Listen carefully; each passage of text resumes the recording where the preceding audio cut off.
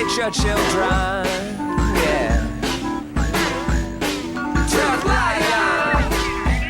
Oh. That's cute. That's cute. Oh, is there a big... You won't believe this. Can you get in here? I don't want to touch it because the mama bird won't come back to the nest.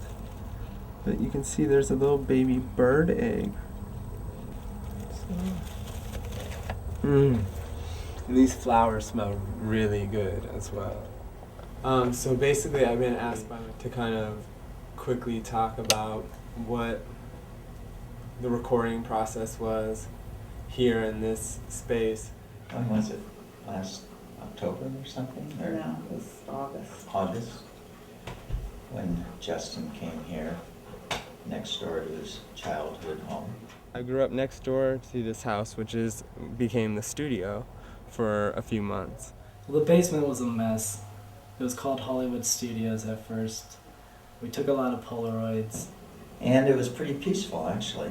I don't remember a whole lot of noise coming from the downstairs. Do you recall any exciting things, Susan? No, just the food that Justin made and his talk about the trips he'd been on. Most of what he did was on the computer. Yeah, the food was memorable. He came back from Peru to record a rock album that my brother was funding.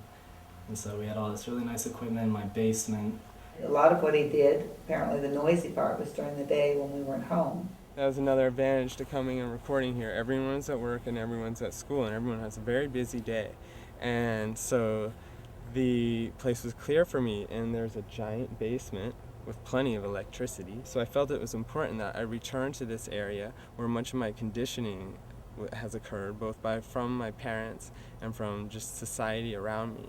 And it was a place where the conditioning is put on an individual in a really heavy way. So one has to break through from it and become free. And when one becomes free, it is their responsibility to heal the area. So I was basically trying to come to this area and promote healing and promote,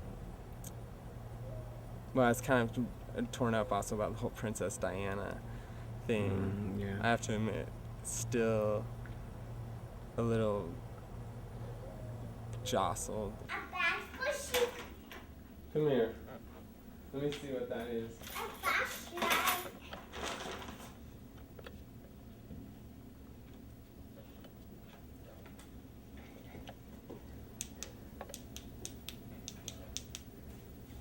This was the studio right here on this desk. The computer is right here. Preamplifier, compressor. I had a few microphones. All the cables ran into one of two rooms. It just had a set of drums. The only other room that I recorded in was right over here. This Kelly's room. Generally, I'd come home from school and sit down. He'd been working on stuff, but not really recording much. He'd been like working on parts, and so I'd come home and he'd set up in this old guest room, and he'd record something for stop, erase it, and was just kind of doing that a lot until we got a part that we liked. And then once we got something, he would sit down at the computer with the headphones and just mess with it, manipulate it however he wanted. Like, it just has good sound to it once you really get used to playing it. You really didn't encounter the music at all? Well, we could. I mean, No, we could hear I it. have not heard one song. It was reputed to be someone coming here to have some space to write his music or get his music together. He was going to be his own little self, his own little time, and it's going to be here for a month, and we would hardly know he was here. And in fact, he was here for 3 months, and we did notice very much that he was here.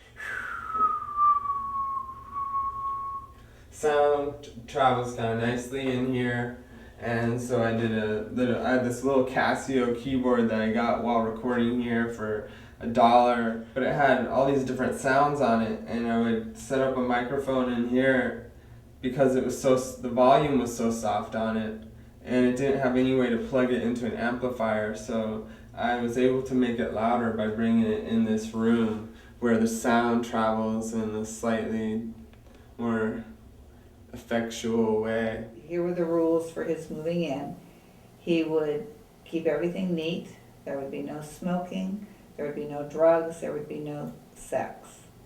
He did not comply with any of those rules whatsoever, and really wasn't ever planning to comply with any of those rules. And Justin, interestingly, as happens with so many people, the Justin that has evolved from the one that lived next door initially to the Justin that we have today is an enigma. I mean, I don't see a real resemblance between the two.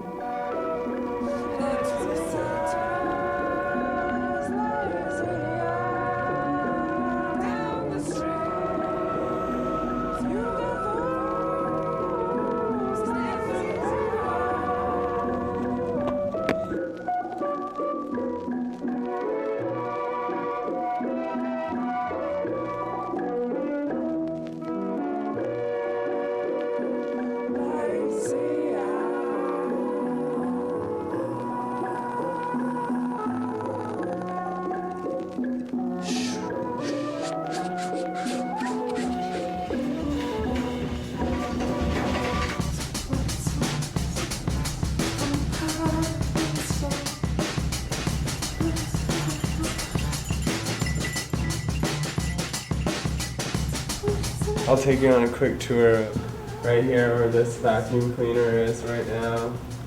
Looks like there's an umbrella, and the mesa was just like right here, and I would sit right here. And for about 2 months, that's what happened. And so I can see Zachary's kind of built me a shrine after I left, sculpture for me, so it's kind of an emotional moment for him and for me. I think as I found with the doors, the equipment opened up, and the sensitivity of the microphones and a room like this was, I could really pick up really miniature sounds. So I became at times obsessive about just like trying really soft sounds and, you know, breathing in this side of this corner of the room, or yelling or screaming from back in the little bathroom out, and throwing sound off against all these walls so the vibration is just like hitting at all these angles. That was just nice, I think, because I felt like there was enough space here and felt comfortable enough just to like let loose.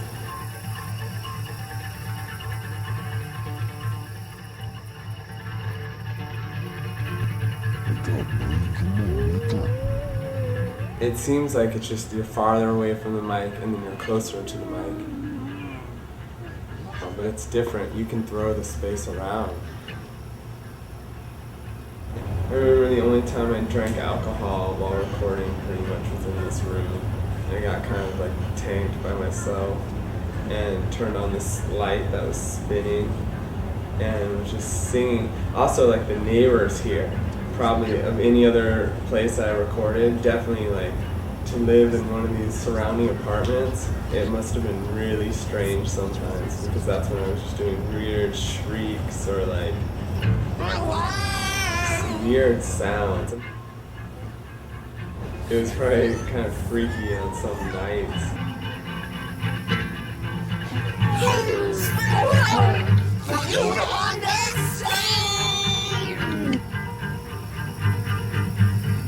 For very first track that I recorded, the bum bum bum bum bum instrumental song, and the song where it's just like has these vocals where it's just like, you are what you are, and I'm just screaming it though into this microphone, yelling it into this microphone. So, and I was just kind of drunk. I remember it felt really good.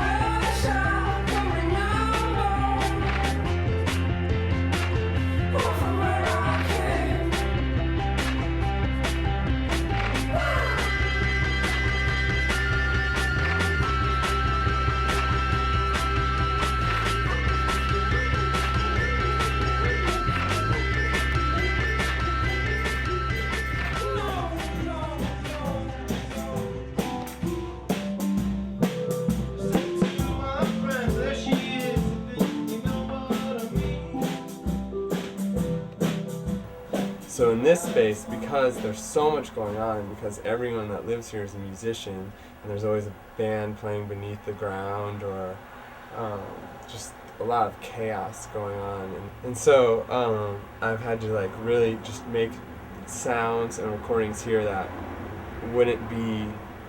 didn't have to be like fragile surrounding it, you know. In those other places I was doing, you know, tracks with like acoustic guitars where it had to be really quiet sometimes. So I think too the songs that have come out here have been more just like pour out because they have to, because it's more like a rush. Everything around here just makes it like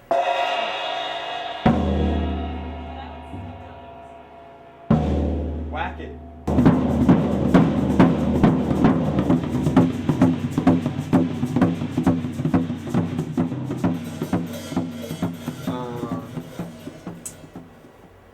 We could try having you either, well, probably with the trumpet, maybe just on the, okay, like there's 3 phrases at the end, right? With the thrills, or trills, or whatever. Thrills. So you do 3 of them, right? Yeah. First 2 low, second 1 high. This song that is finishing today is called Now. And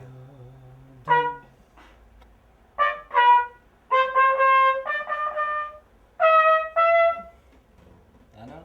maybe.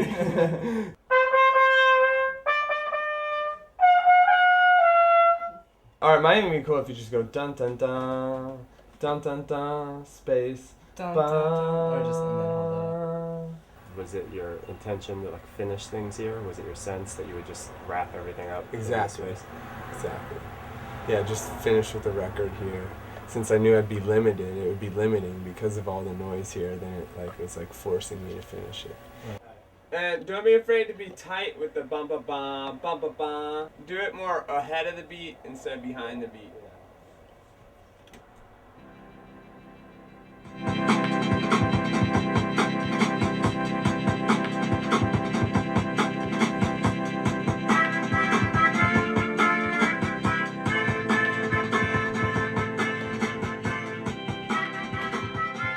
Now I'm in a position where we're moving out of this house in under 2 weeks, so it's like the perfect deadline that no matter what, like things have to be wrapped up. So it's kind of like the end of this record and the end of living in this space.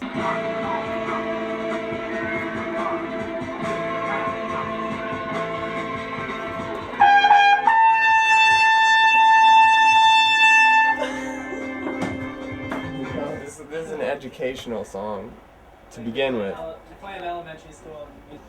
Yeah, this is for elementary schools. But we're gonna start the kids off on something that will be like, we gotta introduce them in a way that won't well, you want to scare the kids a little bit, actually. So with your track, you're trying to scare little kids.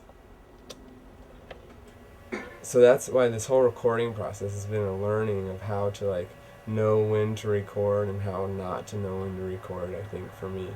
Because it's like a lot of times I'll try and record, and if it's not flowing right, then it's just like I'll get things done, but it's like 8 hours have passed, whereas like then sometimes I'll find that in a 20-minute period I can get like so much done. So that's why this has been really challenging, also recording my own album, because it's like it just gives you so much freedom, but it's like can be maddening. It can drive you crazy.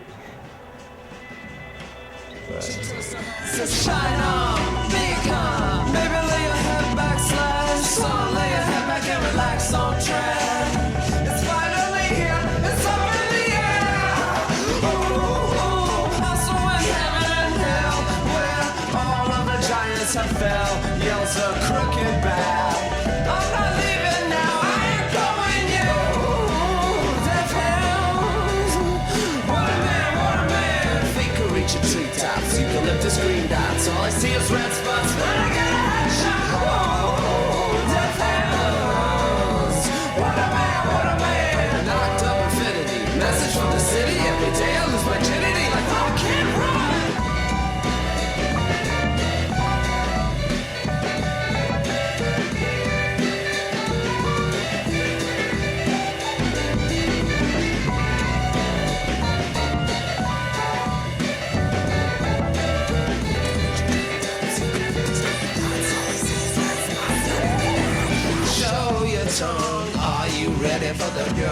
pure vision yet?